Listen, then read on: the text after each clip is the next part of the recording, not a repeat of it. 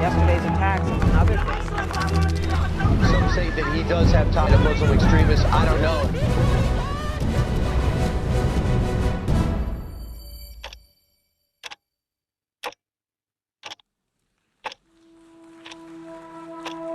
In recent weeks and months, the war of words between Washington and Pyongyang has reached its climax, spilling over into the UN General Assembly in September.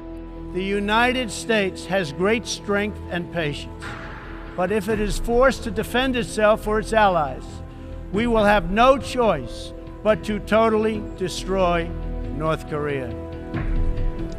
트럼프는 상식과 종소가 온전치 못한 데로부터 우리 국가의 최고 존엄을 로켓과 결부하여 모독하려고 하였지만 오히려 그러하여 그는 전체 미국 땅이 우리 로켓의 방문을 더더욱 피할 수 없게 만드는 만회할 수 없는 과오를 저질렀습니다.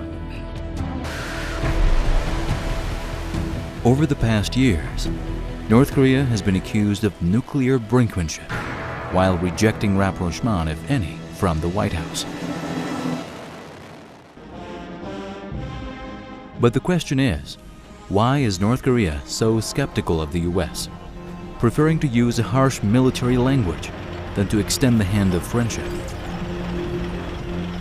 There is no doubt that US-led crippling sanctions, as well as its joint military drills with South Korea, right under the nose of North Korea, have inflamed anti-American sentiments. But why does the country hate the US so much in the first place?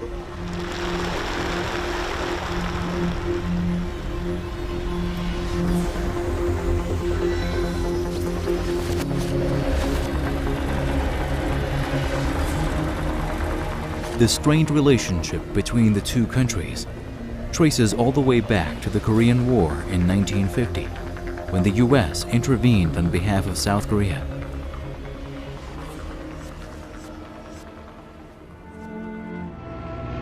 US bombers dropped over 600,000 tons of bombs in Korea, destroying as much as they could, showing no mercy to the northern inhabitants.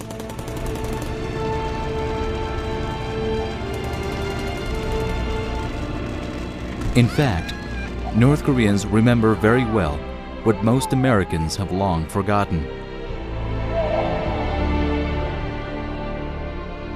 This museum is placed in a village that was the scene of part of American troops' crimes against Koreans during the war, a place filled with bitter memories in one of the bloodiest wars in the 20th century. According to John Deliri, an international relations professor at Yonsei University in Seoul, Korea is called the Forgotten War, and part of what has been forgotten is the utter ruin and devastation that we rained down on the North Korean people. The war continued for 3 years, after exacting a bloody toll.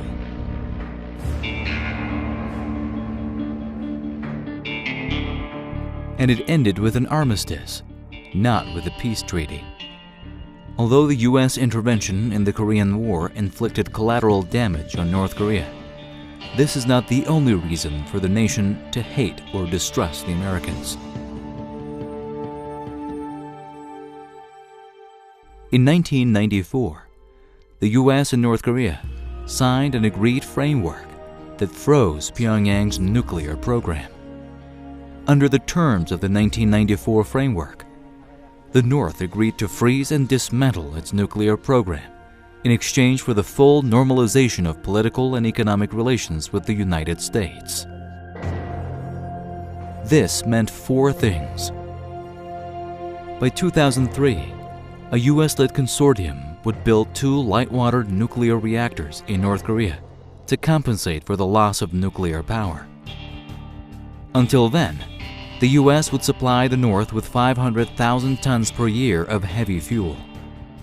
The US would lift sanctions, remove North Korea from its list of state sponsors of terrorism, and normalize the political relationship.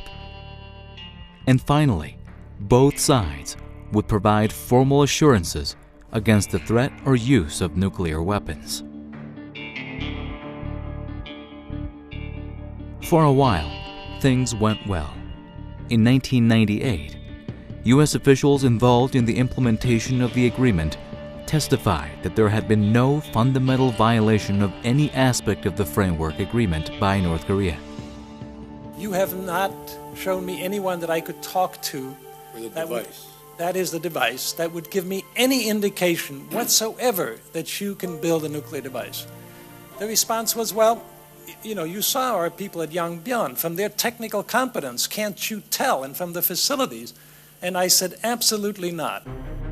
But Washington failed to honor its own promises. The light water reactors were never built, and heavy fuel shipments were often delayed. Russ Deming, Assistant Secretary of State, told Congress that, to be frank, we have in past years not always met the fuel year deadline. Robert Gallucci, a diplomat who had negotiated the framework, warned that it could fail unless the U.S. did what it said it would do, which is to take responsibility for the delivery of the heavy fuel oil. This is the official letter of commitment sent by former U.S. President Bill Clinton in 1994, in which he committed and confirmed that he will use his full power to facilitate the building, financing, and construction of a light-water nuclear reactor inside the DPRK, a promise that was never materialized. In addition, North Korea was not removed from the State Department's list of state sponsors of terrorism until 2008, though it had long met the criteria for removal. Needless to say, the deal never eased U.S. sanctions on the country. 우리에게 끼친 손해를 경수로 제공 협정의 해당 의무 사항에 따라 깨끗이 보상하여야 할 것이다. 우리는 이에 대하여 끝까지 계산할 것이며 이 문제가 낙착되기 전에는 경수로 건설을 위하여 금호지구에 들여온 장비, 설비, 자재와 기술 문건들의 모든 반출을 절대로 허용하지 않을 것이다. The agreement finally broke down in 2002. As Gallucci told the Congressional Committee, the North Koreans have always been disappointed that more has not been done by the U.S. Most importantly, nothing was done to formally end the Korean War by replacing the 1953 ceasefire with a peace treaty. In the meantime, the Clinton administration insisted on labeling North Korea a rogue state. The situation only deteriorated under the next U.S. President, George W. Bush, as he called North Korea part of the axis of evil. North Korea is a regime arming with missiles and weapons of mass destruction while starving its citizens. States like these and their terrorist allies constitute an axis of evil. The Bush administration listed North Korea as one country the U.S. might have to use nuclear weapons against. Well, North Korea thinks that the U.S. is pursuing a regime change policy, that the objective of the Bush administration is really to put economic squeeze on North Korea and bring down the Kim Jong-il regime, which, of course, President Bush said was part of the axis of evil. To date, the U.S. has 28,500 troops stationed across 11 U.S. military bases in South Korea. And the two countries continue with their joint annual military exercises off the coast of the Korean Peninsula, threatening North Korean national sovereignty. In an interview with the Associated Press, North Korea's former Foreign Minister Ri Soo-young said, "Stop the nuclear war exercises in the Korean Peninsula. Then we should also cease our nuclear tests." In hindsight, one thing is crystal clear. The U.S. was never truly committed to the agreed framework.